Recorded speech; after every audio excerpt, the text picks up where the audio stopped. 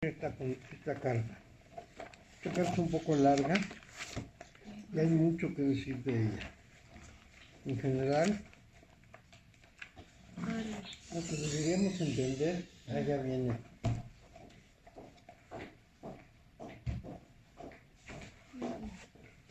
¿Qué hubo? Hola. ¿Estás tú? Gracias. Muy bien, ¿ustedes? ¿Ya estás bien, señor? Sí. 18, 19.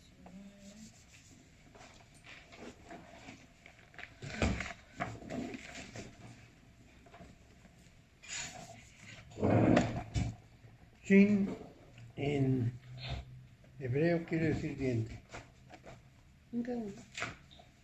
Diente.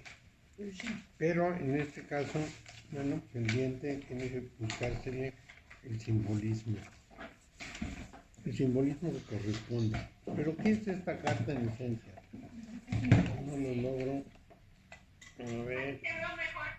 Sí, no me veías, es que no lo había yo compuesto. Ya está. Nada más que creo que tiene que estar más acá. No, más volteadito así para que quede yo en medio. Ahí vamos, ahí estamos. Bueno, entonces, esta carta representa el esfuerzo de la personalidad para depurarse. Vamos a volver a esa teoría. El ser humano forma una personalidad en el momento de su educación. Es decir, nace y empieza a formarse en su proceso de humanización, empieza a formarse su personalidad. Pero esa personalidad se forma en función de las condiciones en que nace.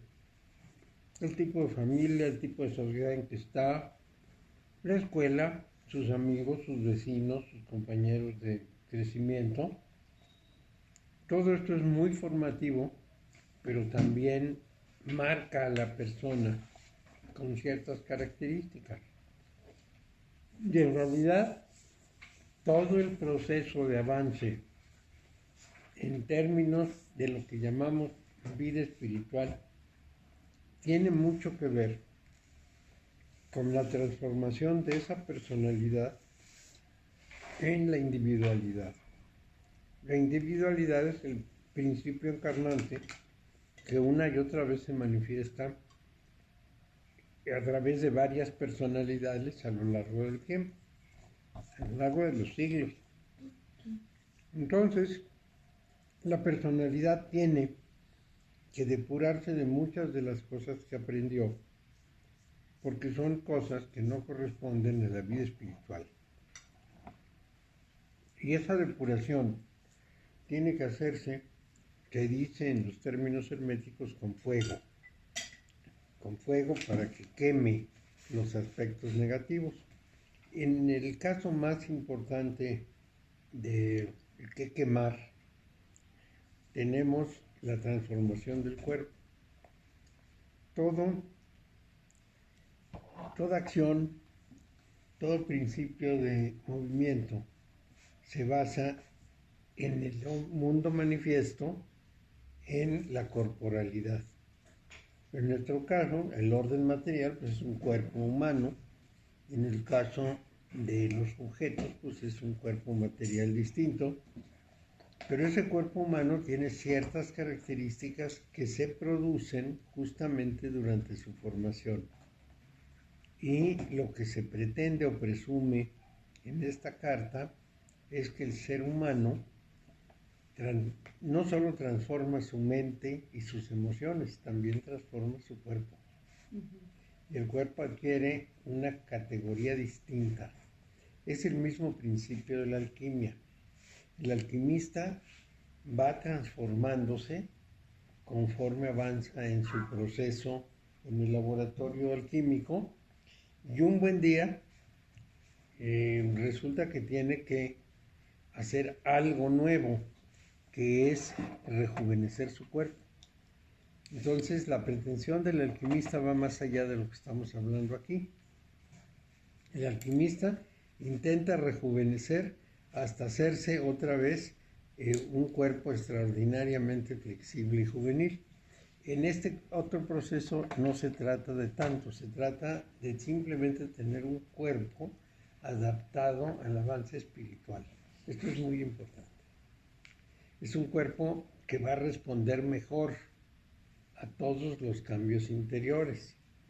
Es decir, el vehículo tiene que ser el apropiado al conductor y en este caso tiene que ser apropiado al que ha estado cambiando a lo largo de las cartas.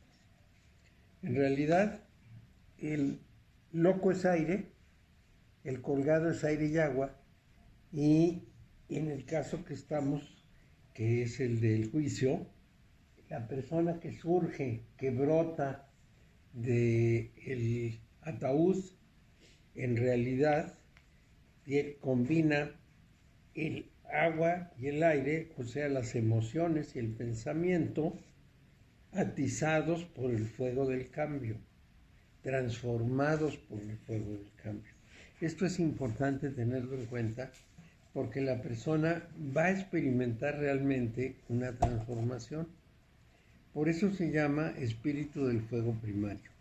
Ese es el nombre de la carta, porque se trata justamente de quemar todos los residuos inconvenientes, los que no contribuyen a su condición.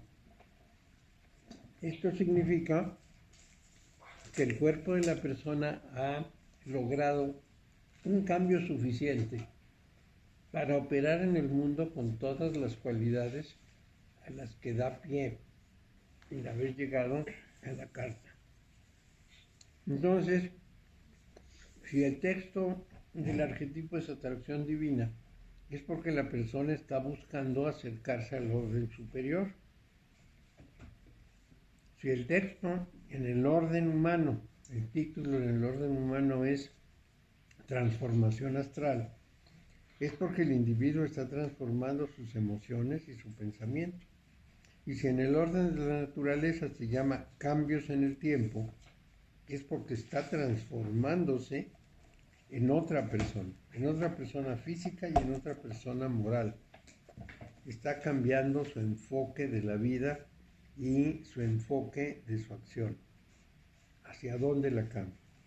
Normalmente, una persona en la vida tiene objetivos, traza sus propios objetivos, sus propios deseos de lo que quiere lograr, estudia una carrera, elige esposa, en fin, o pareja, en fin, va construyendo una vida propia y va tomando las decisiones de su vida propia. Conforme ha ido avanzando en este camino, llega un momento en que entiende que su vida en realidad tiene un sentido trascendente, que todo individuo nació para una cierta función. Puede cumplirla o no. En general hay varios nacidos para la misma función y muy pocos los que la cumplen, pero tiene una razón de ser. No es un ser ocioso, no es un ser que sobre. Los mayas, por ejemplo, tenían un argumento muy importante ahí. Decían, toda persona tiene una razón de ser y toda persona es esencial, porque cumple una función en el mundo. Entonces, la idea aquí es la misma. Uno nació para cumplir una función del espíritu en la manifestación y durante mucho tiempo se dedica a sus propios logros, a lo que él ha elegido, a lo que le parece correcto, a lo que le parece deseable. Pero un día, cuando está en un camino como este, descubre que hay un propósito para su vida, que hay una razón de ser. Y entonces su tarea consiste en descubrir ese propósito y realizarlo. La puerta está pegando, ¿verdad? No, yo la dejé abierta. Se oye pum, pum. Como que de afuera. Puede ser. Sí. Bueno, entonces cumple un propósito, tiene una razón de ser en la vida, tiene que encontrarlo y tiene que trabajar por él. Y esa transformación física es la dotación que se le da para que pueda realizar la tarea que tiene que efectuar. El ángel que sopla la trompeta arriba de la carta es el arcángel Miguel, que es el arcángel que justamente transmite el fuego. El fuego, ese fuego que depura, ese fuego depurador, ese fuego mágico. Entonces, justamente dice nuestro texto que este simbolismo de ígneo imparte la dirección o la revelación de factores mentales. Es decir, la persona transformó su mente y transformó su cuerpo. Por lo tanto, es un sendero de la instrucción en la parte mental. Vamos a verlo de esta forma. Este sendero lleva de Hod, que es el juicio, el pensamiento, la ley, hasta la manifestación, Malhut, que es la manifestación en el mundo. Su contraparte es el sendero que lleva a Netzach, que es la naturaleza, hacia la manifestación que es Malhut. Entonces, cuando yo trabajo el sendero 18, trabajo mis emociones. Cuando trabajo el sendero 19, que es el que estamos viendo, no, el 17 es el de las emociones, estaba yo confundido el número. El 17 es de las emociones. Y cuando recorro el 19 es del intelecto. Entonces yo tengo que haber depurado mi lado emocional y mi lado intelectual. ¿Por qué primero el emocional? Curiosamente en Occidente, lo primero que se hace es tratar de corregir las emociones con una mente alerta al proceso de transformación emocional, es decir, que las emociones no sean el amo de uno, sino que uno sea el amo de sus emociones. En cambio, el sendero 19 se pospone y será el intelecto el que se renueve ahí. En el Oriente lo hacen al revés. En el Oriente primero hay que trabajar la mente, para que la mente quede muy clara del objetivo y luego dominar las emociones. Entonces el primer trabajo en Oriente va sobre el pensamiento, va sobre la cabeza, va sobre la mente. Es el trabajo de poner orden y dominar a ese ser misterioso que todo el tiempo está pensando en 400 cosas. Estoy dando una clase de meditación los domingos en la mañana y les puse un ejercicio, que es un ejercicio muy viejo. La señora Blavatsky se lo puso a Annie Besant. En un vaso de agua se pone una aguja muy delgadita que se pasa por mantequilla para que flote. El primer esfuerzo es cómo hacer flotar la aguja, pero se puede. Como tiene mantequilla, que es grasa, pues flota. Si no pesa mucho, pues si toma uno una aguja de arrea, pues se sume, pero una agujita delgada no. Pero el segundo paso es hacerla girar, con la conciencia, por supuesto. Se pone uno muy de codos en la mesa y fijo toda la atención en la aguja hasta que ésta se empieza a mover. Entonces uno de los asistentes, que es Paco, se puso muy listo y dijo, yo lo voy a hacer. Muy bien. Entonces puso su vaso, trajo su aguja y ¡bum!, se le sumía. Y yo le decía, es que la dejas caer, Paco, otra vez. Y la dejaba caer hasta que le dije, toma un tenedor, ¿qué hacer es que está ahí? Y bájala despacito, despacito, despacito y luego sacas el tenedor. Bueno, logró que flotara. Se puso. Como 40 minutos después me dijo, no puedo. ¿Y por qué no puedes? Porque me distraigo, pienso en esto, pienso en aquello, estoy pensando en mi hija, en su mamá, en quién sabe quién, en el trabajo. No me digas, bueno, pues entonces concéntrate. Van 3 veces que lo hace y 3 veces que no se puede concentrar, porque la cabeza es la loca de la casa, todo el tiempo está pensando en 35 cosas al mismo tiempo. No puede ser, es tan sencillo como esto. Pero, o sea, agarras la aguja, Sí. la pones con mantequilla. Sí, la embarras en mantequilla y luego y la pones caer así. flotando en un vaso más o menos lleno porque queda hasta arriba. Entonces, como es muy difícil soltarla suavecito, la pones en un tenedor, bajas el tenedor, flota y sacas el tenedor. Luego te concentras. Y si te concentras muy bien, la agujita empieza a dar vueltas. Esa fue la prueba que le puso la señora Blavatsky a Annie Besant para enseñarle. Dijo, si ya puedes concentrarte, ya te enseño. Bueno, el caso es que es muy sencillo. Si yo quiero romper esta servilleta con esto, me cuesta mucho trabajo porque mi esfuerzo se dispersa en toda la superficie. Si yo lo quiero romper con mi plumita, le hago así, se va de frente porque se concentra en la punta. Bueno, exactamente es lo mismo para la cabeza. Si yo tengo 500 pensamientos en la cabeza, se me dispersa la energía. Si tengo uno solo, se concentra y la puedo manejar muy bien. El principio de la magia, el principio del magnetismo personal es la concentración. Por eso es la primera carta, la del mago. Tengo que concentrarme en una sola cosa.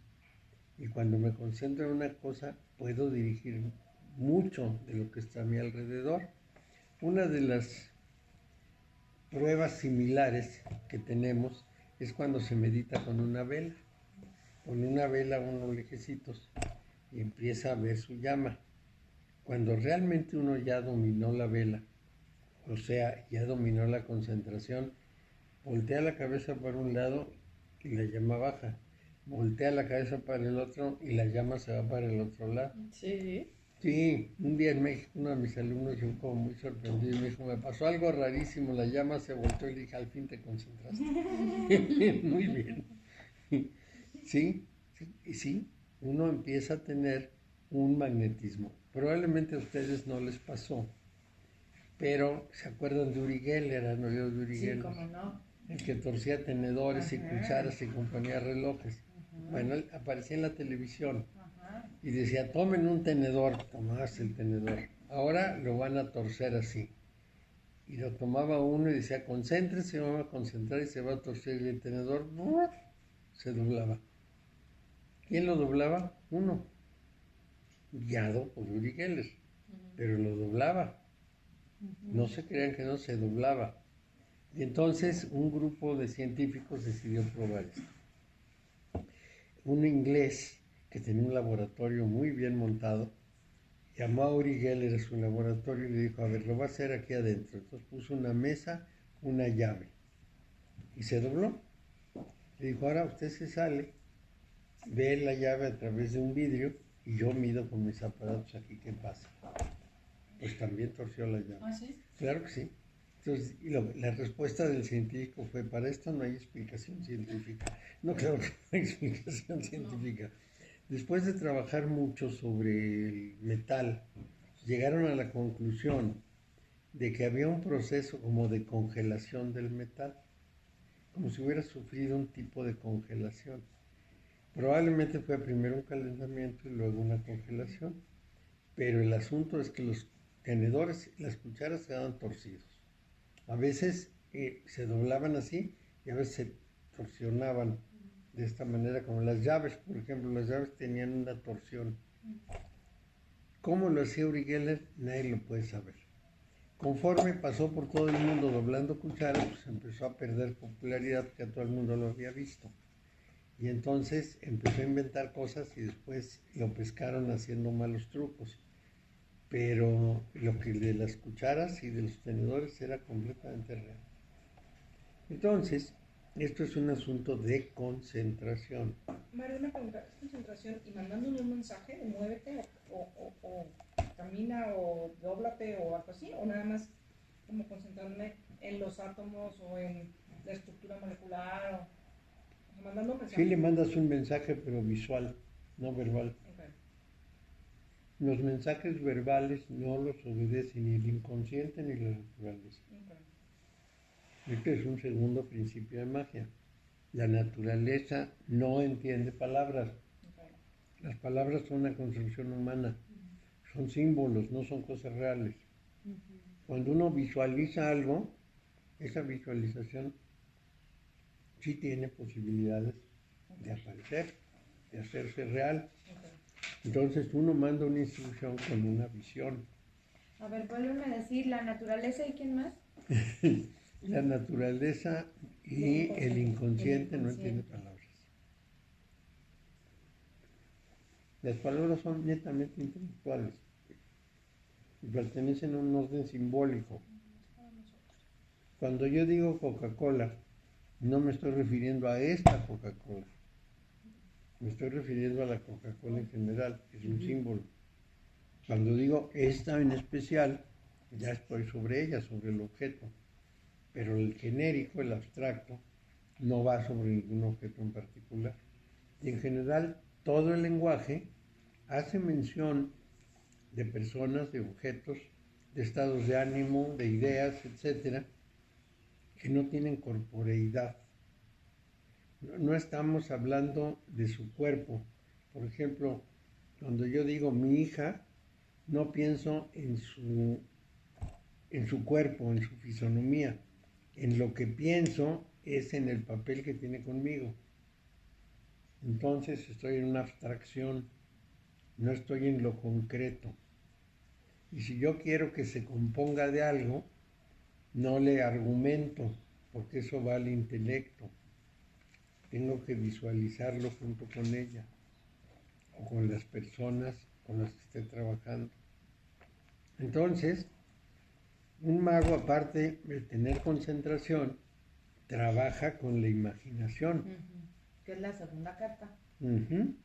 La tercera. La tercera. Trabaja con la imaginación. Entonces, con esas dos potencias tiene una capacidad de realización muy grande.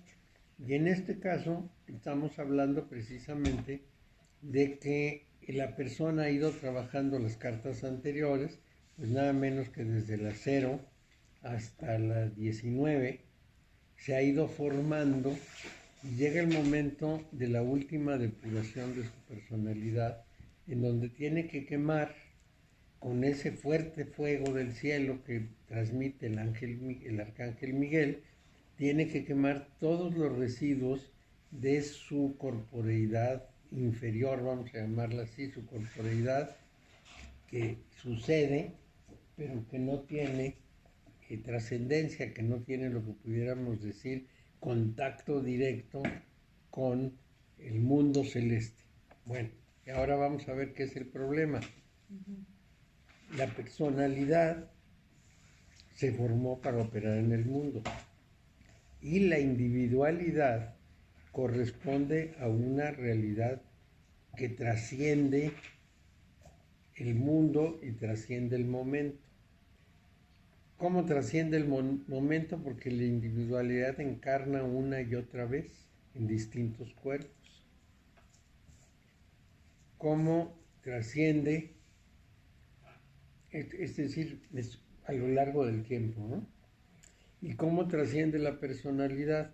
Pues por una razón muy simple, porque ya la persona empieza a darse cuenta que lo más importante de ella, que es su conciencia, ya no está atada a lo que fue la formación ni de su cuerpo, ni de su manera de ver las cosas, sino que ya transformó la manera de ver las cosas y ya está terminando de transformar su cuerpo. Entonces ya es otra persona.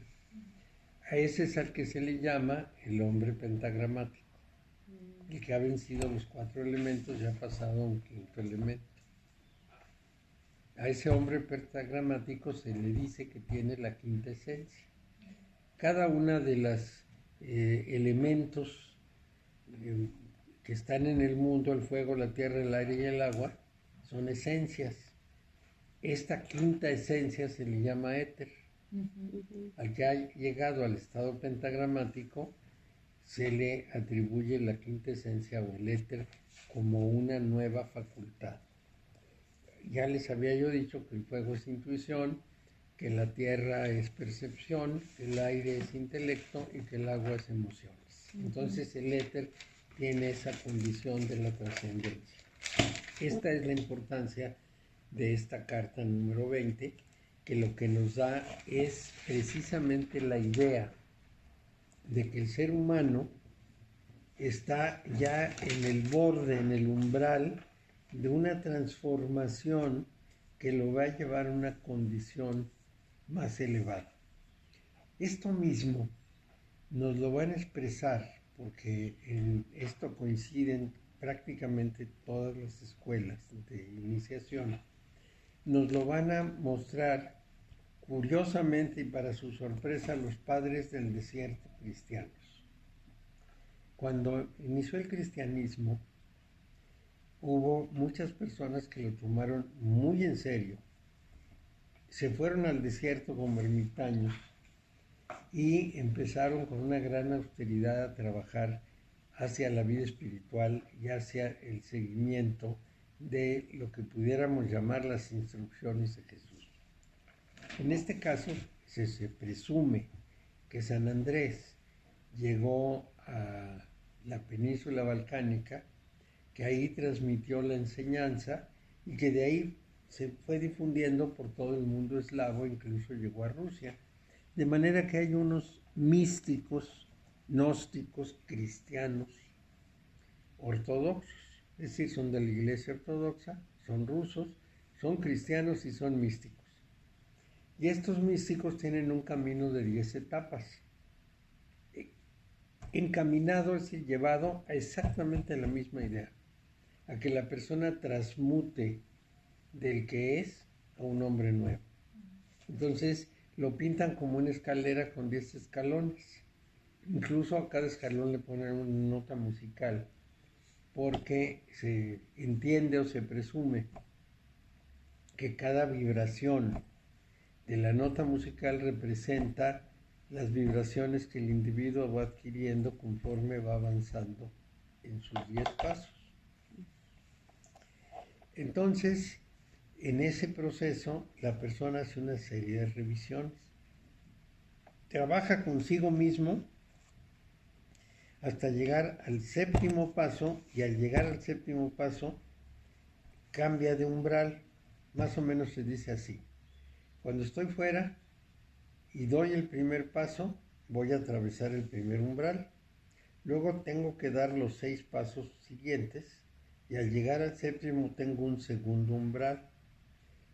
Al camino completo, más bien al sendero, ¿cómo diría? Al recorrido completo se le denomina de 2 maneras. Entre el 1 y el 7 es un sendero, y el 8, 9 y 10 son un camino. O sea, es ya propiamente el camino. Este va a entrar al camino. Este sujeto que estamos viendo de la carta 20 es el que va a entrar ya al camino. Este sistema de iniciaciones se utilizó en el cristianismo antiguo muy abundantemente, y se supone que fue San Andrés, que para el caso es Lázaro, el que transmitió esta técnica iniciática a los cristianos de la zona balcánica, y sobre todo se quedó, digamos, en el aire de los eslavos, porque su lengua casi no cambió de entonces para acá, y lo que se dijo en esa lengua sigue siendo válido, y porque los padres del desierto, es decir, las gentes que en Siria, que en las zonas balcánicas y más arriba en Rusia, dependiendo del siglo de que hablemos, practicaron de una manera sistemática y guardaron con mucho cuidado las instrucciones iniciales. Entonces, para esos grupos humanos, la conservación del aprendizaje, la conservación de las lecciones ha sido algo sumamente importante. Las han conservado con mucho rigor, y nos hablan de los 10 pasos de iniciación del cristianismo original. Yo entiendo que la Iglesia Católica no reconoce que la enseñanza de Jesús haya sido iniciática. Ellos piensan que es exotérica, es decir, pública y abierta. Sin embargo, hay varias indicaciones, tanto en los evangelios como en estas indicaciones de los rusos, de que sí, Jesús tenía un sistema de iniciaciones y enseñaba a las personas un proceso de cambio similar al que estamos viendo, que es el que estos rusos dicen que es suyo. Para eso, o para comprobar eso. Lo que tiene uno que leer son los textos que algunos padres del desierto escribieron y que nos transmiten con bastante precisión lo que supuestamente dijo San Andrés. Y como hay coincidencia, no solo en lugares distintos, sino en épocas distintas, entendemos que conservaron la enseñanza original. Si quieren buscar un texto de estos, un padre del desierto en el siglo VI de nuestra era, llamado Nicodemo Ayorita, escribió un libro que se llama La Guerra Interior, que lo pueden ver en internet. Si ponen La Guerra Interior aparece. Es un libro de 90 páginas que habla de las tremendas austeridades del desierto. A qué se dedicaban, cómo lo hacían, cuáles eran sus austeridades más fuertes. Entonces, es realmente de interés, vamos a llamar académico, pero ese interés académico pues también tiene un fundamento de comprobación personal de que desde tiempos muy remotos este tipo de disciplinas se utilizaban para transformar a una persona. Entonces, esta carta es la carta del cambio, de ese último paso de transformación en el cual la personalidad cede y la individualidad surge. Entonces, ahí hay una gran importancia de considerar algo que pasamos la vez pasada sobre esto, pero ya no alcanzó el tiempo de explicarlo más, porque aquí tenemos un asunto importante. Jod, que es a donde llega ese sendero, no tiene raíz a la cual adherirse y descansar directamente, sino hasta los lugares ocultos de Gesed, donde están las inteligencias más grandes, y es el principio de ley y orden del universo. ¿Por qué Gesed? Pues es muy sencillo. Gesed está inmediatamente abajo de la virtud creadora del Ser Supremo. El Ser Supremo tiene dos grandes virtudes que están hasta arriba del árbol. Una es la capacidad de crear y la otra es la capacidad de dar forma. Entonces, en la capacidad de crear se oculta el sentido verdadero del universo. Como Gesed está inmediatamente abajo, a través del canal 5, del sendero 5, entonces tiene conciencia de cuál es el sentido de la manifestación, cuál es el sentido de la vida humana, y si lo exprimimos un poco más, cuál es el sentido de la vida específica de la persona que está buscando. Entonces, la raíz de Jod, que es Mercurio, está en Gesed, que es Júpiter. Bueno, en la cábala cristiana, porque en la cábala judía tiene otros nombres, pero no importa esa diferencia. Lo importante es que efectivamente hay una unión ahí para obtener el sentido de la vida. Esto parece un poco fantasioso, pero resulta que en una encuesta que hicieron sobre la felicidad, con mucho trabajo, porque definir la felicidad puede ser muy difícil, pero le preguntaban a la gente si estaba satisfecha consigo misma, y varias preguntas más. La pregunta que definió mejor la felicidad fue tener un sentido de la vida. Si la vida tiene sentido, yo puedo estar muy contento porque voy luchando por eso. Aunque no lo haya alcanzado, pues estoy luchando. Si la vida no tiene sentido o no se lo veo, entonces doy golpes de ciegos por todos lados. Que ahora me gusta esto, ahora me gusta más aquello, ahora ya descubrí que no es así. Y la gente va a cambiar. A veces nos encontramos que las personas viejas nos dicen que cambiaron bastante entre su juventud y su vejez porque fueron descubriendo que no era por ahí. Entonces, el chiste es que mientras más pronto encontremos para qué nacimos, más satisfechos estaremos porque nuestra vida tendrá un sentido trascendente. Hay sentidos inmanentes, por ejemplo, terminé la carrera, qué contento estoy porque ya tengo un título. Pero ese sentido inmanente no va muy lejos, no trasciende más allá de la vida. y el sentido de la vida determinado por las grandes fuerzas del universo trasciende la muerte. Llega después de la vida, pues, cuando la conciencia ha alcanzado una meta para la cual nació. ¿Qué es lo que dicen en Oriente? Cuando las personas no alcanzan esa meta, pues siguen renaciendo o encarnando una vez más. El individuo sigue encarnando para cumplir el objetivo. Cuando en una vida la persona alcanza el objetivo, ya se une a la realidad suprema y ya no tiene que estar encarnando. Por supuesto, mientras más pegada está una persona al mundo, pues más quiere encarnar otra vez. Le encantará estar encarnando y encarnando, que sufra mucho en la vida. Sí, es natural, ¿no? Lo debemos ver como un proceso que tiene que darse. Entonces, se dice que este sendero regula los movimientos del sol y de la luna, o sea, del intelecto y de las emociones, que son los símbolos supremos de radiación y receptividad. Radiación el sol, receptividad la luna. Es la relación entre la individualidad y la personalidad, entre el conductor y el conducido. Y ahí conviene hablar un poco del simbolismo lunar. La luna no tiene energía propia. Recibe la luz del sol y la proyecta, la regresa, vamos a decir, la refleja, pero no tiene luz propia. Quien tiene luz propia es el sol. Y eso debemos considerarlo de una manera muy clara. Entonces,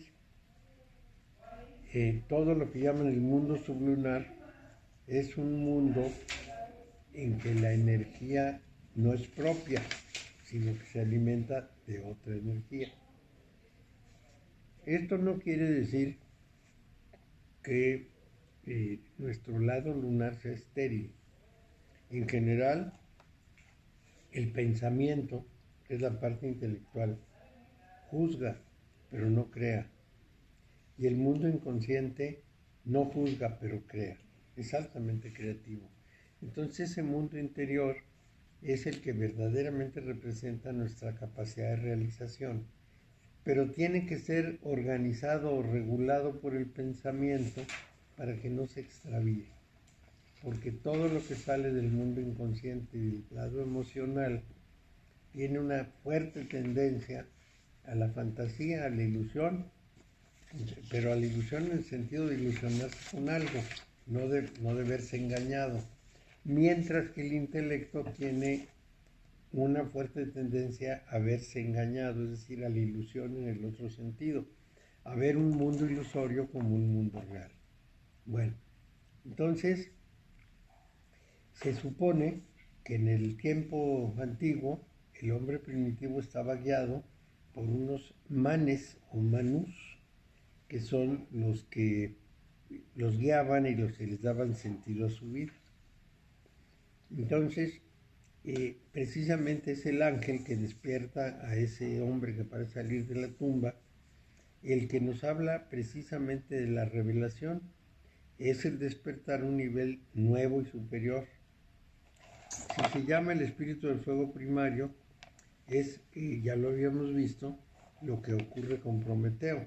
Prometeo lleva el fuego a los seres humanos y eso, el fuego, convierte al ser humano en un ser superior en el orden físico. Cuando el ser humano tuvo el fuego y empezó a cocinar los alimentos, pasaron dos cosas muy importantes. Se pudo nutrir mejor y eso contribuyó a su formación cerebral, pero además tomó menos tiempo en comer. Un orangután mastica la comida 5 horas al día. Un ser humano en 1 hora come sus 3 alimentos muy fácilmente y le queda tiempo para otras cosas. ¿Por qué pasa eso? Bueno, porque los alimentos, tal como los el orangután, requieren una masticación larga, una preparación larga. El fuego ayudó al ser humano en mucho. Ese fuego también es símbolo de otra cosa, también es símbolo de lo que pudiéramos llamar la capacidad de tener una visión más clara de realidades superiores.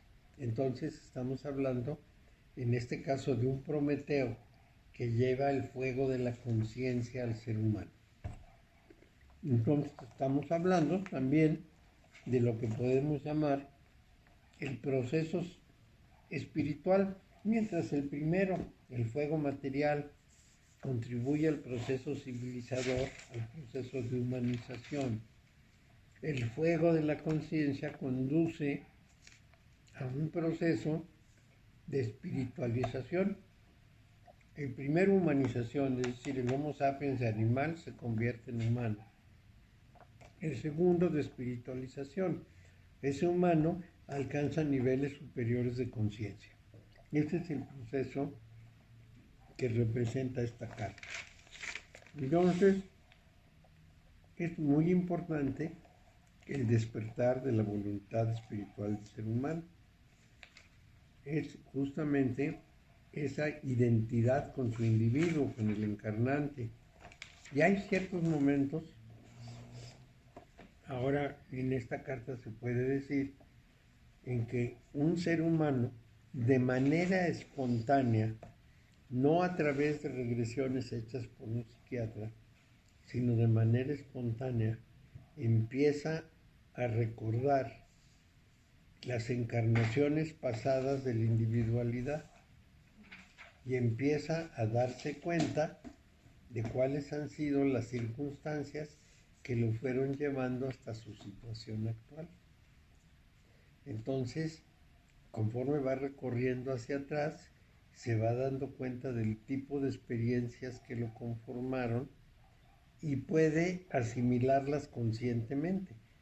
Obviamente las asimiló para estar en una nueva vida, pero ahora tiene que ser consciente de eso, saber que ha ido venciendo a lo largo de varias encarnaciones, en qué momento está y qué es lo que sigue para otra persona, no para sí mismo, porque la personalidad se pierde, sino para otra persona que va a utilizar todo eso aprendido.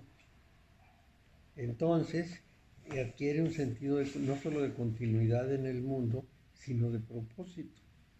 Cumplí mi tarea, el que sigue va a ser algo más. Esto es muy importante. Ese recuerdo de encarnaciones pasadas suele ser, como dicen en inglés, shocking. Es un golpe muy fuerte.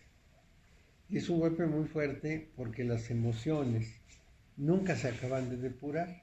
En ese camino de los rusos que les digo, dicen que aceptan que pasen de un nivel a otro, aunque no todo esté resuelto, porque los seres humanos no siempre lo podemos resolver todo.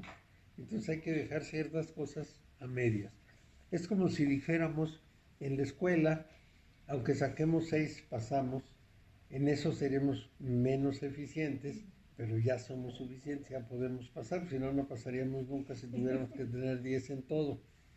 En esas condiciones, cuando el ser humano ya va recuperando su pasado, bueno, no es el suyo, es el del individuo, cuando va recuperando ese pasado, tiene un sentido de propósito muy preciso y entonces puede hacer esfuerzos muy grandes que ya no son esfuerzos egoístas, sino son esfuerzos de realizar la tarea que le toca hacer y de echarle la mano a los demás para avanzar en esa tarea. Esto es lo que en el budismo mahayana se llama el bodhisattva. Se supone que un bodhisattva es una persona que está a un paso de hacerse un Buda y no volver a encarnar, pero decide volver a nacer para ayudar a los demás. Y entonces formula un deseo, que es el de renacer, y ese deseo lo regresa al mundo y trabaja por los demás. Se supone que el bodhisattva va a estar haciendo ese ejercicio hasta que la última mota de polvo se libere en el universo, lo cual pues es un esfuerzo encomiable, porque es una conciencia de la tarea a realizar y del papel específico que tiene esa persona que lo ha logrado, ese bodhisattva, propósito específico en esta vida y en las que siguen. ¿Por qué hay este proceso? Porque la pregunta que nos hacemos siempre es, ¿qué estoy haciendo aquí?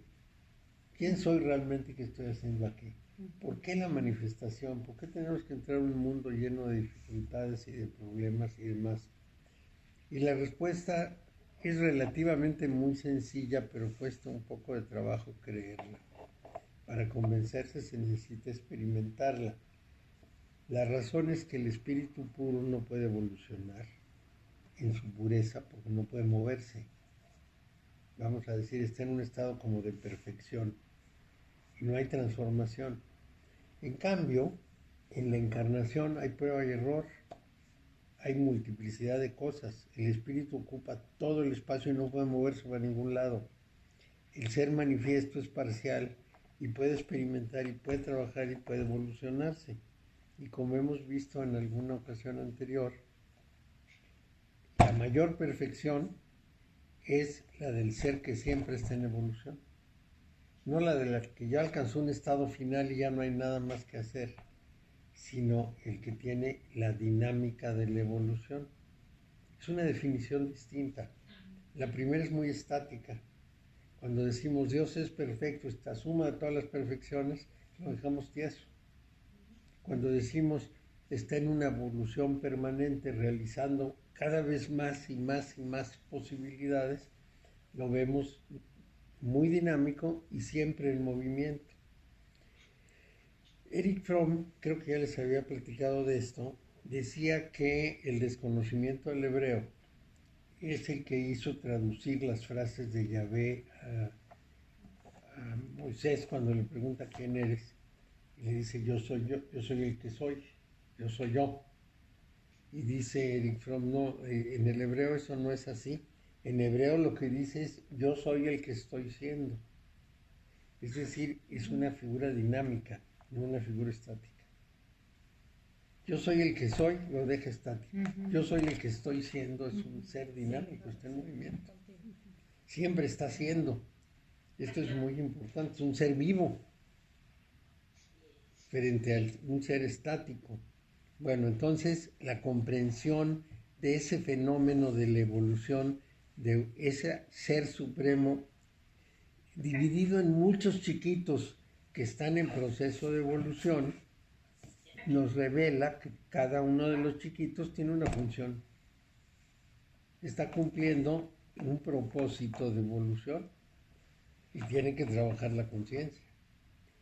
Y la vida adquiere un sentido. Este es el sentido que el Bodhisattva ve y por eso sigue trabajando, porque dice, en realidad fue mi voluntad personal la que hizo que yo encarnara. ¿Cómo lo ven los orientales? Pues es muy importante. En la iniciación oriental a la persona lo primero que le dicen es que él es eso, él es la esencia universal. La frase es tú eres eso y la persona debe decir, por ignorancia no me doy cuenta, pero yo soy la esencia universal. Yo decidí encarnar para poder en la encarnación y en las pruebas tan complejas de lo variable ir evolucionando. Ya me di cuenta qué es lo que hice y quién soy, y entonces en vez de darme pesar, me da mucha alegría saber que estoy trabajando lo que me proponía y quiero seguir trabajando lo que me propuse. Es una visión distinta del que se considera una víctima de la situación y dice, yo ni pedí que me trajera, ¿qué estoy haciendo aquí? ¿Qué me importa la vida? No, porque ya descubrió el sentido. Entonces no solo le importa, sino quiere preservar vida para seguir trabajando hasta que la última mota de polvo adquiera la conciencia y entonces pasemos a un nuevo grado universal. Esa es la idea que está detrás de esto. Entonces, es como sumarse a un esfuerzo colectivo bastante complejo, porque para darse cuenta de lo que uno quiere, se requiere mucho. Bueno, entonces, ¿qué es lo necesario en este caso?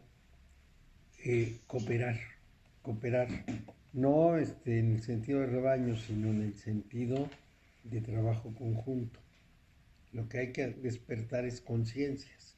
Bueno, entonces es muy importante que nosotros consideremos que tenemos que resistir todas esas sacudidas que se nos producen en el proceso de despertar, de liberarnos y de transmutar, porque es muy pesado. Aquí se habla de que el regalo de Melquisedec, que fue un personaje muy importante, es el asbesto que resiste el fuego y por lo tanto representa la inmortalidad y los poderes de la existencia.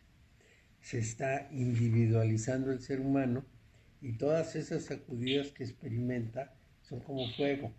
Por ejemplo, cuando una persona tiene la conciencia de una vida pasada, lo que experimenta es como si lo quemaran. Es muy brutal el golpe.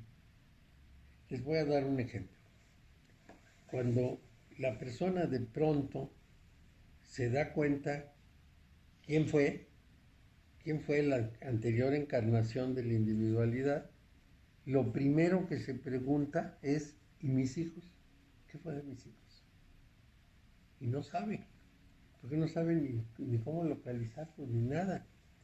¿Y qué fue de mi casa? ¿Y qué fue de mis amigos? ¿Y qué fue de mi mundo?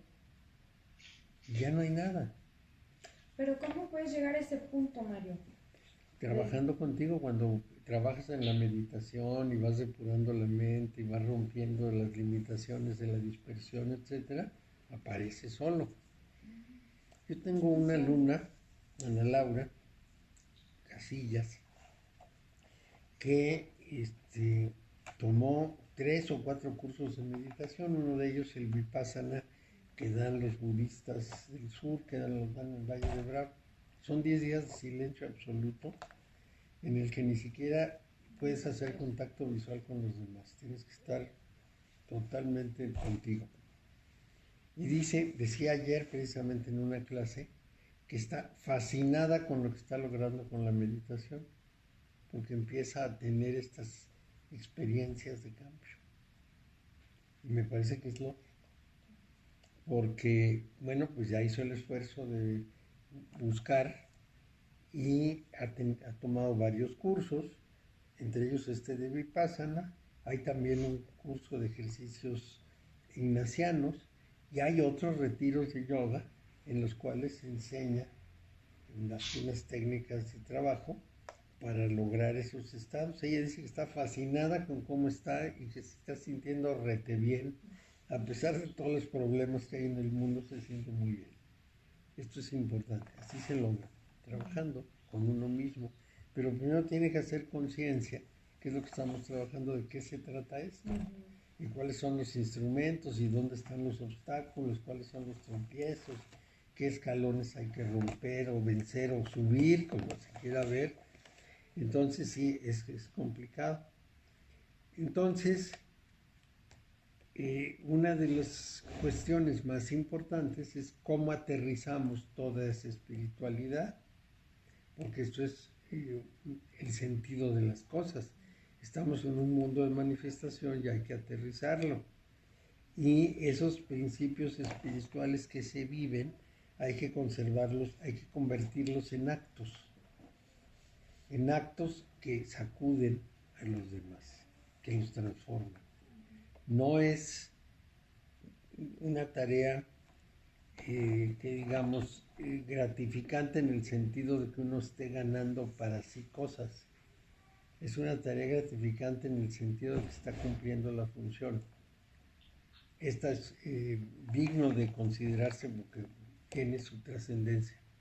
Entonces, aquí lo que tenemos es lo que pudiéramos decir una manifestación simbólica del fuego domesticado, el fuego controlado. El fuego de los incendios, el incendio de Australia, por ejemplo, es un fuego salvaje, es un fuego que se da sin control. Y el fuego que usamos en las estufas es un fuego bastante controlado, no totalmente porque de pronto como se dispara. Y ya para las estufas magnéticas ya es un fuego completamente domesticado, porque esas sí no hacen daño. Es más, una estufa magnética en sí no se calienta, El calor que tienes porque la olla que calentó está caliente y le transmite por convección el calor. Pero si uno la prende y le pone la mano, no se calienta, porque es puro magnetismo. Entonces es un fuego domesticado. Bueno, pues esa experiencia del fuego domesticado, aquí dice que Hestia griega y la Vesta romana son las que lo representan. Efectivamente, es justamente un sendero del fuego, el fuego del hogar. Y los factores psicológicos tienen que ser la sublimación del inconsciente, la sublimación de los instintos y de todas las cosas que tengan que ver con el cuerpo. Es decir, hay funciones o acciones comunes del ser humano y hay funciones y acciones sublimadas. Les voy a dar una idea de sublimación. Cuando una persona tiene una manía acumulativa, la mejor forma de sublimarla es convertirla en una colección.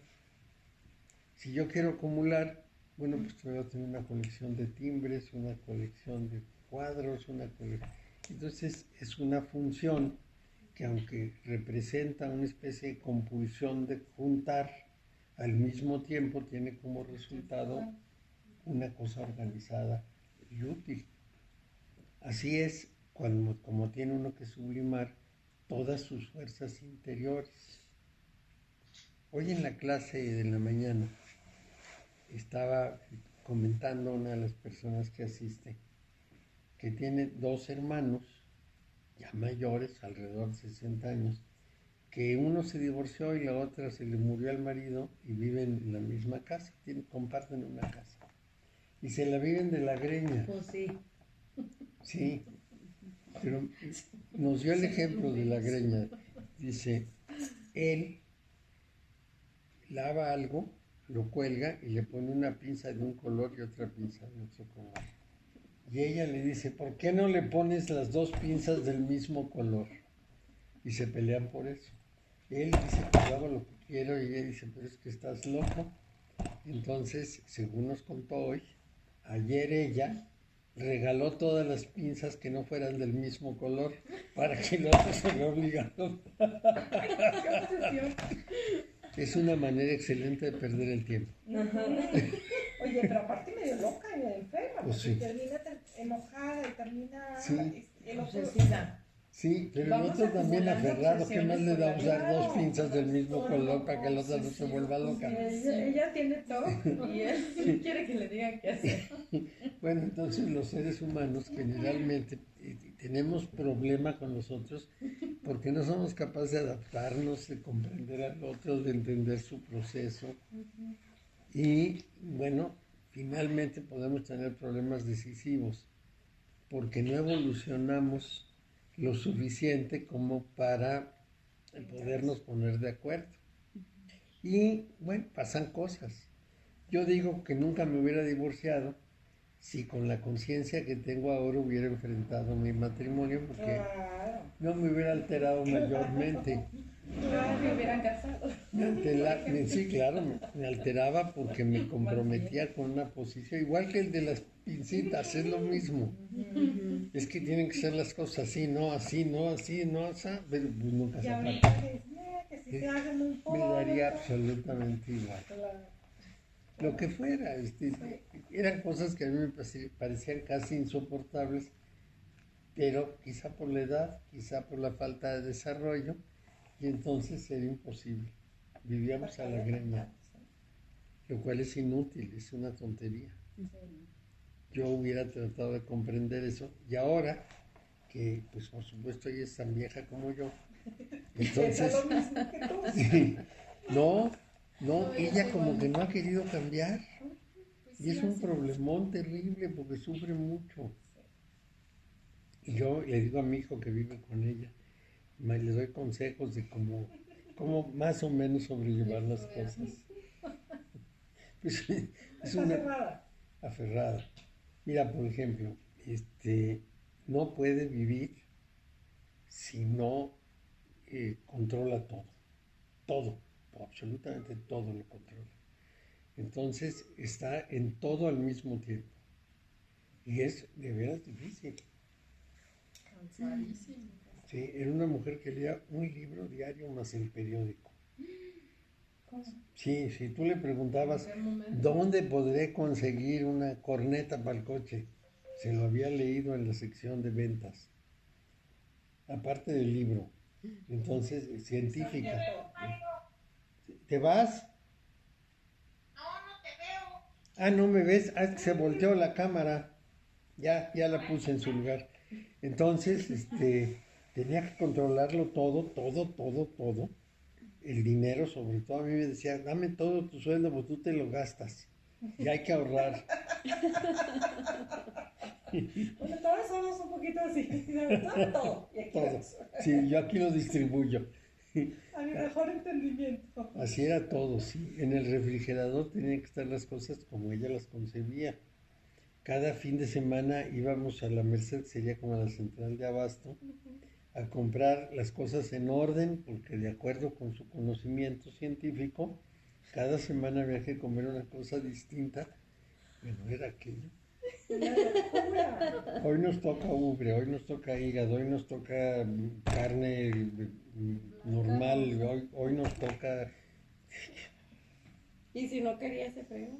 Sí, entonces era terrible el asunto, era todo controlado. Oye, ahorita que dices, vamos a comer, ok, ¿qué nos toca arroz? Muy bien, Muy qué bien. rico, justo lo que quería. Sí, haz lo que quieras Claro, y yo, no me importa. Si quieres administrar el dinero, administralo, pues si ni me falta. Pero entonces no. Bueno, Y luego ese también es- empieza una cosa como medio de poder, ¿no? sí, decía Alberoni, un filósofo italiano experto en el amor, ese es su tema, el amor, que toda pareja es una lucha de poder continua. Bueno, pero toda pareja no evolucionada, claro. Porque si no, el poder da igual, no viene el caso. Pero bueno, el tema es que la persona cambia y todo lo que es ese manejo inconsciente, esas pulsiones emocionales, instintivas, etcétera, las sublima y entonces ya no entran en conflicto con nada ni con nadie. Ya da igual lo que pase. Esa es la parte importante. Siempre y cuando vaya a la evolución.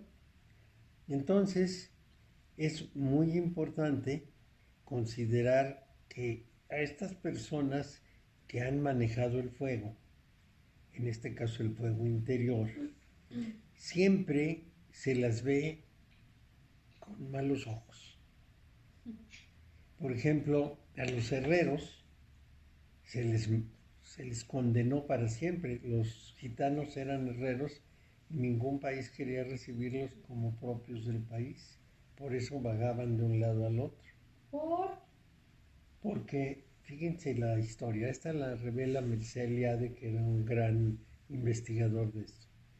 Dice que cuando se descubrió el horno que podía fundir los metales, sobre todo el hierro, antes, los metales en general, el año 3000 antes de nuestra era y el hierro en 1500, que cuando eso ocurrió, las personas concluían que si había minas y se extraía el mineral bajo la tierra, era lo mismo que hacer abortar a la tierra.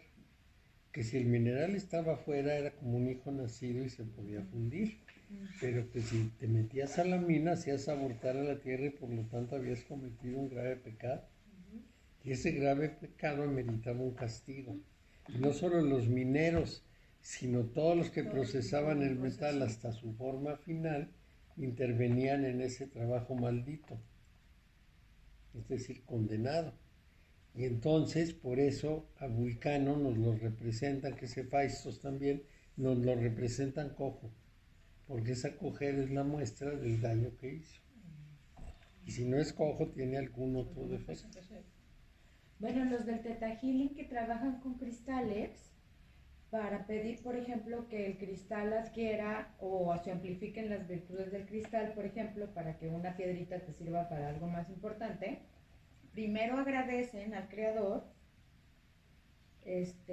por la piedrita. Le piden que se regenere el espacio que ocupaba la piedrita en el centro de la tierra o en la superficie de la tierra, donde sea que haya sido extraído el cristal o el mineral, y después ya pides que te ayude a lo que que sí. sea el objetivo por el que tú estás trabajando con el cristal. Que es lo mismo, Ujú. finalmente. Para no cargar con el... Daño. Para no tener la carga de haber tomado Algo extraído que estaba en su lugar. Bueno, pues es prácticamente lo mismo. Ya han transcurrido 5,000 años. Desde entonces. Seguimos haciendo lo mismo. Sí. No, y hay cosas que tienen 50,000 años y seguimos igual. Pero bueno, aquí lo importante es esa idea de que el que maneja el fuego es raro. Entonces es el fuego interior. La persona no es vista con buenos ojos. Si pensamos, por ejemplo, en Jesús, era muy rechazado. ¿Por qué? Porque él cuestionaba, porque él proponía un cambio y el cambio no era bien visto, no era bien recibido. Estaba desacomodando. Estaba desacomodando lo que estaba así. Llegaba y alteraba, entonces lo veían mal y lo persiguieron hasta matarlo. Porque eso es lo que ocurrió, ¿no? Lo fueron golpeando hasta que murió. ¿Sí? Entonces, sí, es muy importante tener en cuenta que si uno va avanzando en estos terrenos, los demás lo empiezan a ver medio raro. Sí. Vamos a tener que ir a la isla. Sí, sí. Es que nosotras siempre decimos que no somos bien vistas. En este mundo. Que vamos a tener que irnos a vivir juntas a una isla, cada quien a su lado de la isla. Para que no haya problema. Juntaremos a comer, a Porque tejer, no eres bien vista por como piensas ahora. Ok. Nunca. Ah, ok. No, ahí lo que ocurre es que Siempre ha sido como... una ruptura. Incómoda. Pues no incómoda, como... Diferente. Sí, Por eso, pero eres mal vista porque eres diferente. sí. Porque te saliste del huacal, digamos. Sí. Ok. Me pueden invitar a su isla. Sí, ya tenemos algunas. Sí, hay unas cuantas en la lista. Sí. ¿A ti también te pasaba eso, Mario? Sí, desde niño. Sí, sí. Por ser Sí, diferente. se ponía a leer los Sí. evangelios a los 8 años. Lo primero que me pasaba es que mi mamá me decía, cállate ya.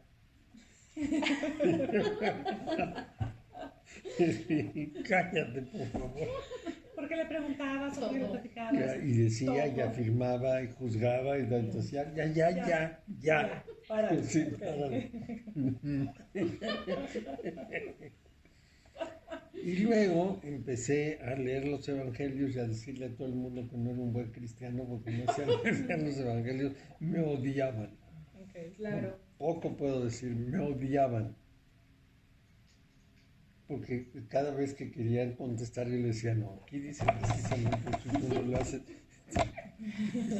Ay, era yo como el repelente niño Vicente, que había una caricatura que se llamaba así, el repelente niño Vicente. Así, no querían hablar conmigo. Pero bueno, esto es parte del negocio. Ok. O sea, es normal. Entonces, tenemos un arquetipo. Ese arquetipo, ese modelo, es la atracción divina. Ese arquetipo finalmente nos va a jalar hacia lo que los judíos llaman el Adam Kadmon. Los judíos tienen 4 árboles de la Cábala y el quinto, el que está más arriba, se llama Adam Kadmon y es invisible, por eso no se representa. Entonces, se supone que ese poder supremo, vamos a llamarle Dios para simplificar las cosas, que ese Dios, cuando concibe dividirse en miles de juegos de espejos para encarnar, tiene un modelo fundamental de cómo va a encarnar, en qué tipo de ser encarnará. Ese modelo arquetípico No encuentras el... Ya. Sí. Ese modelo arquetípico es el que nosotros seguimos. Es decir, nuestra intención no es parecernos a Dios, es parecernos al arquetipo, al Adán Kadmón que se hizo de nosotros. Sí, tendemos a ser el hombre modelo, no Dios. Esta idea es judía, y es judía porque los seres humanos, dicen ellos, no podemos fundirnos con Dios. Es una barbaridad decir que uno pueda convertirse en el otro. Podemos asociarnos a él. En la mística cristiana, los místicos sienten y piensan que se unieron con Dios, que se fundieron en Dios. Es otra visión. Pero los judíos dicen, no, eso no es posible. Esa realidad es una realidad distinta. Y entonces viene esta idea, nos fundimos con el arquetipo, con el modelo de humano concebido por Dios. A imagen y semejanza. A imagen y semejanza. Por supuesto no física, porque cuando a mí me dicen que tiene brazos, piernas, ojos, lengua, Dios y todo lo demás, pues Ya lo cerraste. no lo puedo entender. No lo puedo entender. Pero bueno, eso es lo que se ha dicho.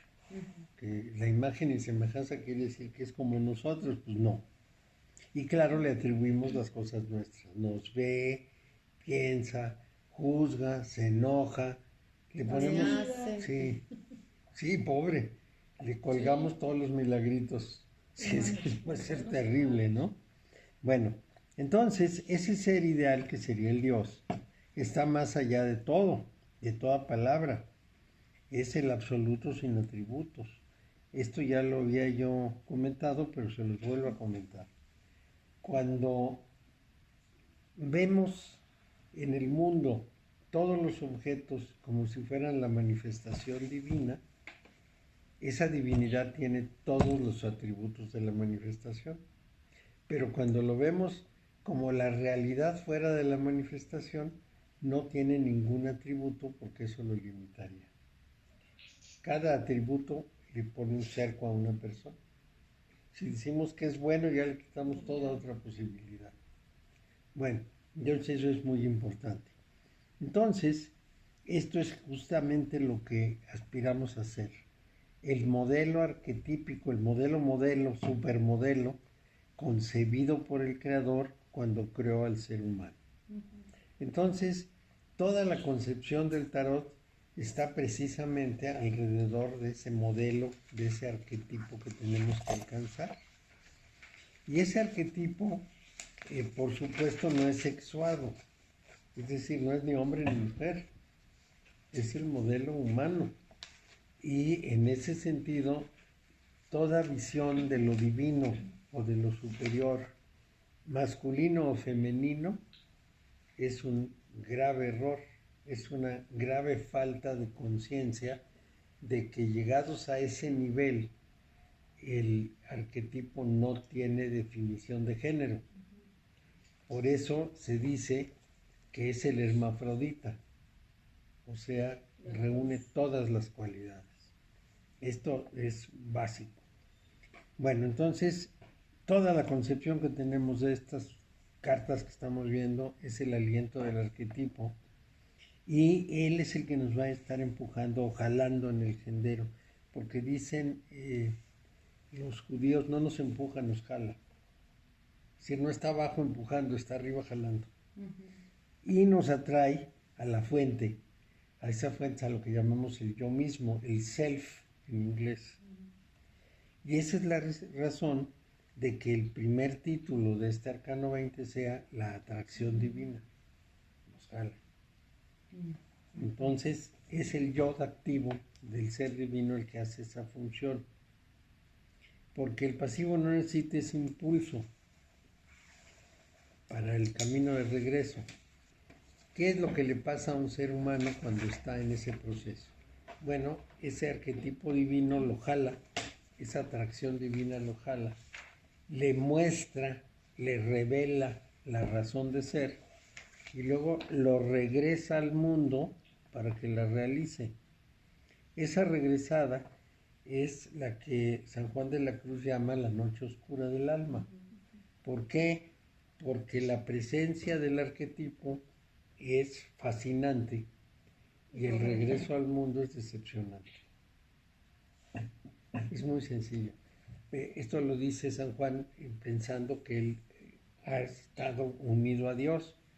Por ejemplo, uno de sus versos termina diciendo: el rostro recliné sobre el amado, cesó todo y dejéme, dejando mi cuidado entre las azucenas olvidado. Ese encuentro es como un encuentro amoroso. Y dice, y en el momento en que nos quita, pues sufrimos muchísimo. Lo iguala a la madre y al hijo. Dice, la madre carga al niño, al nene, y lo está consintiendo, y el niño se siente feliz con la mamá. Pero cuando la mamá lo baja y le dice, ya eres grande, ya puedes caminar, el trauma es espantoso. Esa es la primera noche oscura de San Juan. Dice, cuando Dios nos suelta de sus brazos, sufrimos muchísimo y no sabemos ni para dónde caminar. Es muy importante en la vida mística. Bueno, para este logro es necesario lo que se llama la regeneración astral.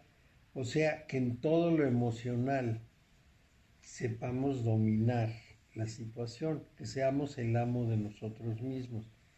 Y aquí vale la pena explicar por qué. Los investigadores de la biología han encontrado, sin lugar a duda, que los más elementales seres vivos, que son las células independientes como el paramecio, tienen muy fuertes emociones, igual que nosotros. Tienen miedo, tienen seguridad, tienen confianza, se acercan, se alejan, y les da miedo un enemigo, por ejemplo, o les da mucha confianza algo que es cálido para ellos, que los recibe, que los protege. Y entonces tienen un juego emocional. Si una célula tiene emociones y nosotros somos seres extremadamente complejos con relación a la célula, imagínense la complejidad emocional de nosotros. Es exactamente como ella, pero en nuestro tamaño, tenemos unas emociones que nos jalan para todas partes. Y esas emociones no son racionales. Ahí conviene definir la locura. Una persona se vuelve loca cuando el inconsciente rebasa la barrera de la conciencia intelectual, y entonces suelta lo que trae como bien. Como cuando una persona despierta de golpe en la noche y empieza a decir enormidades, que dice uno, ¿de qué estás hablando? Porque está repitiendo el sueño. Exactamente es el fenómeno de la locura. La barrera que representa el juicio intelectual que no deja salir lo que parece no racional, es rebasado, sale el inconsciente como es y la persona está loca. Es incontrolable, dice barbaridad y media. Entonces, lo que es claro es que ese inconsciente está ahí. Que nosotros lo regulemos por el intelecto no quiere decir que eso no esté pasando adentro. Y entonces una gran parte del trabajo que hay que hacer es ordenar lo que está dentro para que sea controlado. Es decir, ser dueño de ese aparato altamente creativo, pero muy disparatado. Hay que ponerle orden. Y es muy importante ponerle orden. Lo que les dije hace un momento de las parejas tiene también que ver con esto. ¿Por qué? Porque cuando dos personas se pelean, en general es su inconsciente el que está en pugna. No la conciencia. La conciencia entiende muy bien, la conciencia alerta, digamos, el pensamiento entiende muy bien de qué están hablando. Pero el inconsciente es el que dice, yo quiero esto, no, yo quiero esto otro. Y pasa a su capacidad de verbalización. Pero si lo vemos desde fuera nos parece irracional. Pero la persona no se da cuenta, sino que deja colar esa parte no racional hacia el mundo. Bueno, aquí no se trata de refrenarla, sino de resolverla, de trabajar con uno por dentro e irse dando cuenta de sus irracionalidades, que son legión, como dice la Biblia. Son miles de cosas que a uno le pasan. Y yo les puedo decir, a fuer de viejo, que aún a mi edad de pronto descubro algo que no había yo trabajado, por una razón muy simple, porque hasta que no se presenta no lo trabaja uno. Y de pronto a mi edad se presenta una circunstancia distinta y aparece la fiera, y entonces hay que dominarla.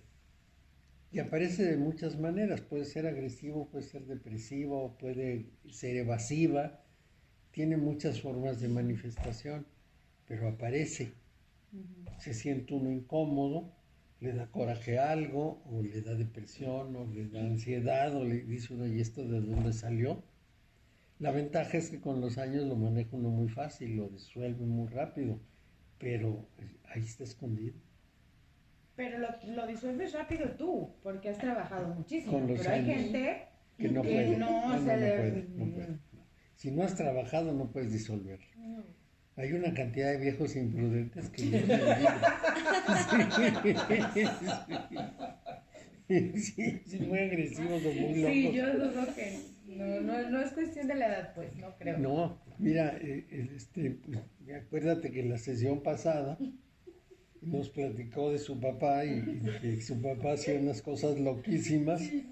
Y puede ser un señor encantador, pero cuando le sale la locura... Pero no le gusta el hospital. Pobrecito. Pobrecillo. Sí. Porque es pura justificación el decir, se vuelven niños, ¿verdad? ¿Por Sí. qué no?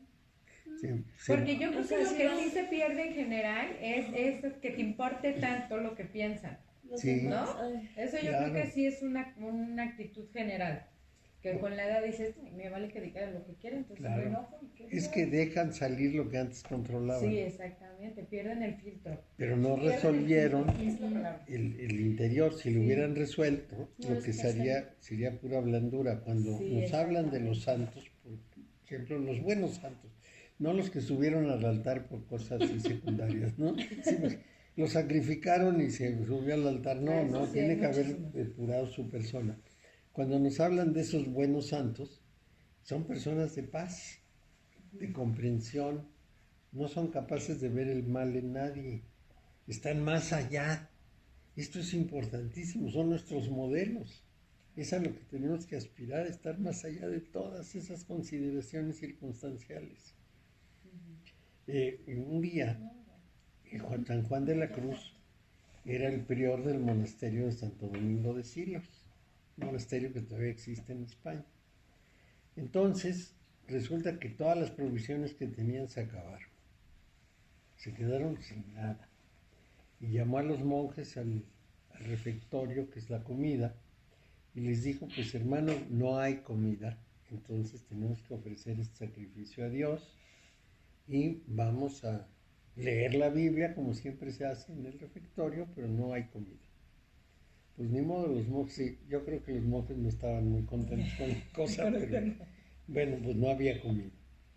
Estaban en esas cuando llega el hermano portero y le dice, padre, nos acaban de traer unos costales cargados de harina. Y entonces San Juan se echa a llorar y le dice el portero, ¿por qué llora, padre? Porque Dios no nos consideró dignos del sacrificio. Hay que ver el tamaño de eso. Entonces, para él, esa prueba era una prueba válida. Y él se sentía preparado para Sí, pasar por ello. estaba listo para no comer. Ajá. Pero sabes que llegaron los costales diciendo, pues no me considero digno. Tenía una Ay, gran no, imaginación. es que también... Exagera, ¿verdad? Sí. Bueno, entonces tenemos que tener una regeneración astral, o sea, una revisión de todo el orden emocional. Pasito a pasito, cosa por cosa, no se necesita hacer todo junto. Pero cada vez que aparece una emoción, uno tiene que hacer lo siguiente. Primero, darse de cuenta cómo brotó y por qué brotó. Cómo se desarrolla dentro de nosotros y cómo finalmente se fue apagando. Porque si no nos conocemos en eso, no podemos resolverlo. Vamos a suponer que me habla, por ejemplo, un señor de Movistar. Y le contesto y empieza a echarme el rollo. Yo me puedo molestar y decir, oiga, no me moleste, yo estoy ocupado, quién sabe qué, quién sabe cuántas cosas. pero si he controlado ese tipo de emociones, entonces yo entiendo que él está trabajando, que lo hacen hablar, que no es él, que es de Movistar. Entonces le puedo agradecer que me haya dado una oferta, pero no me interesa. Ya, nos libramos de la oferta. Sí, O se le puede colgar. Sí. pero Que eso no se callan. es una pequeña agresión. Sí, claro. Hoy y cambié un poco el discurso, porque me estaba echando el rollo y le dije, señor, usted me está hablando de dinero, solamente de dinero, y a mí el dinero no me importa. Entonces, pues no me interesa lo que me está diciendo. ¿Tiene alguna otra cosa que pudiera decirme que me entusiasme? Muchas gracias, señor. Y colgó. Seguro no te van a volver a marcar. No, pues yo creo que se frustró, pero lo hice pensar. Sí. Ajá. Es más activo que decirle muchas gracias, ¿no? O de colgar. Uno debe siempre tratar de mejorar lo que hace. Entonces, sí, Una gran mejora. Pide que me hablen. pues sí. Bueno, lo que vamos Es a que hacer- va a ahorrar y en vez de 15 días le vamos a dar un mes y es que puede hablar España. Pues ya, ¿qué me importa? Muy amable, doctora. Muy amable. También un día me habló otro de Movistar, ese más grande, más se le oía la voz más ronca. Y le dije, no, mire, yo estoy con Telcel y me parece un acto de piratería tratar de robarme de Telcel. Me dijo, bueno, pues usted hace una acusación, está haciendo usted y para eso tiene que tener pruebas. Le dije, ¿quiere más pruebas que tiene mi teléfono que es privado y me está llamando sin que yo lo autorice? Claro. Ay, Silencio. Oye, ni le dijo nada. Pues más pruebas no se requieren, ¿no? Claro. Como se robaron el teléfono, pues, ¿no? Claro que se los roban. Y entran a la intimidad de la persona como Juan por su casa, es como si atravesaran la puerta y se metieran. Pero bueno, ¿qué le vamos a hacer, no? Ya terminamos, sí, ya terminamos hoy. Pero lo dejamos porque todavía nos falta un Chan, pedazo. chan. Ya vamos a llegar al 21.